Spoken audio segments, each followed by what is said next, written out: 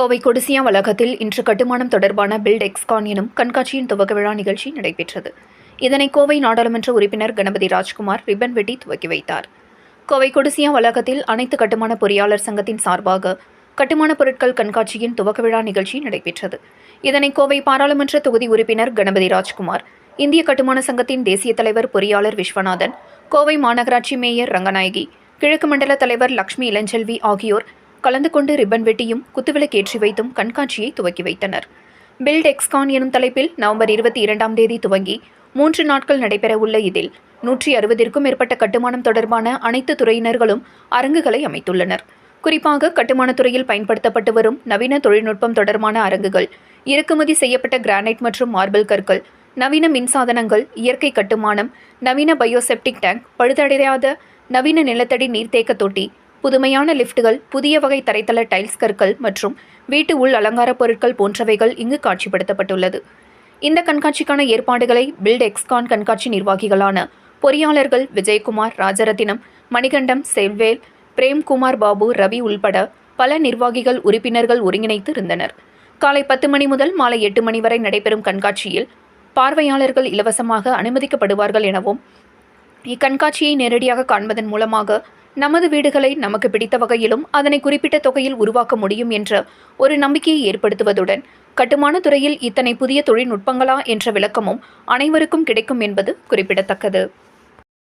அனைவருக்கும் வணக்கம். நாங்கள் Coimbatore district all civil engineers association காட்சியா இங்கே பிரம்மாண்டமான முறையில் பில்ட் எக்ஸ்கான் 2024 கட்டுமான பொருட்கள் கண்காட்சியை நடத்திக்கிட்டு இருக்கோம்.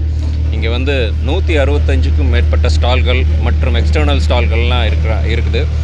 இது சர்வதேச தரமிக்க அரங்குகள் அமைக்கப்பட்டுள்ளன. அதுபோக பொதுமக்களுக்கு மிகவும் பயன்பெறும் வகையில் பார்த்திங்கன்னா செமினார்ஸ் ஆர்கனைஸ் பண்ணியிருக்கோம். மண் கட்டுமானம், அதே மாதிரி electrical wirings, dos and don'ts அப்படிங்கிற மாதிரிலாம் நிறைய மக்களுக்கு யூஸ்ஃபுல்லான டாபிக்ஸில் ஒரு 6 செமினார்கள் அது கொடுத்துட்டு பொதுமக்களும் பயன்பெறணும், ஸ்டூடெண்ட்ஸ், ஃபைனல் இயர் இன்ஜினியரிங் ஸ்டூடெண்ட்ஸும் பயன்பெறணும், அதே மாதிரி எங்களோட மெம்பர்களும் பயன்படணுங்கிறக்காக வச்சுருக்கிறோம். அண்டு இன்னொன்று பார்த்திங்கன்னா நாங்கள் இலவச ஆலோசனை மக்களுக்கு கொடுக்கலான்னு பிளான் பண்ணியிருக்கோம். எங்களோட சிறந்த பொறியாளர்களை வச்சு காலை 10 மணி முதல் சாயந்தரம் 5 மணி வரை உங்களுக்கு இலவச கன்சல்டிங், அவங்களோட கட்டட சம்மந்தப்பட்ட எந்த விதமான டவுட்டாக இருந்தாலும் இங்கே கேட்டுக்கலாம். அந்த மாதிரி ஒரு ஏற்பாடுகளை பண்ணிகிட்ருக்கோம். எங்களுக்காக கடுமையாக உழைத்து கொண்டு இந்த எக்ஸ்கானுக்காக ஒரு 6 மாதமாக எங்கள் டீம் சிறப்பாக உழைத்து கொண்டிருக்கிறது. அதே மாதிரி அந்த பலன்களை இன்று பார்க்கிறோம். உள்ளே நீங்கள் அரங்குகளை பார்த்தாலே தெரியும். அனைவரையும் இங்கே இந்த பில்ட் எக்ஸ்கான் 2024க்கு அழைக்கிறோம். ஏன்னா நீங்கள் பார்த்தீங்கன்னா நிறைய டெக்னாலஜிஸ் இருக்குது, நிறைய லேட்டஸ்ட் இனோவேட்டிவ் ப்ராடக்ட்ஸ் இருக்குது. இந்த கன்ஸ்ட்ரக்ஷன் இண்டஸ்ட்ரியில் புதுசாக என்னென்னலாம் இனோவேட்டிவ் டெக்னிக்ஸ் வந்திருக்கோ அத்தனையுமே அவங்க தெரிஞ்சுக்கிறதுக்கான ஒரு வாய்ப்பாக அமையும்னு நான் நினைக்கிறேன். அதனால் 100% இதில் பார்ட்டிசிபேட் பண்ணி இந்த எக்ஸிபிஷனில் பார்த்து பலனடைமாறு கேட்டுக்கொள்கிறேன். நன்றி. சார், உங்கள் அசோசியேஷன் எவ்வளோ பேர் இருக்காங்க சார்?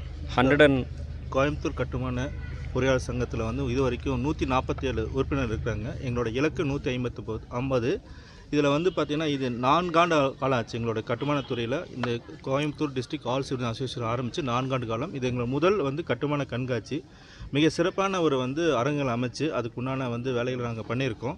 ஒவ்வொரு தொழில்நுட்பமும் புதுசாக டெக்னாலஜி, மெட்டீரியல் எல்லாமே பண்ணியிருக்கோம். கண்டிப்பாக எல்லோரும் பார்த்து பயன்பெறணும்.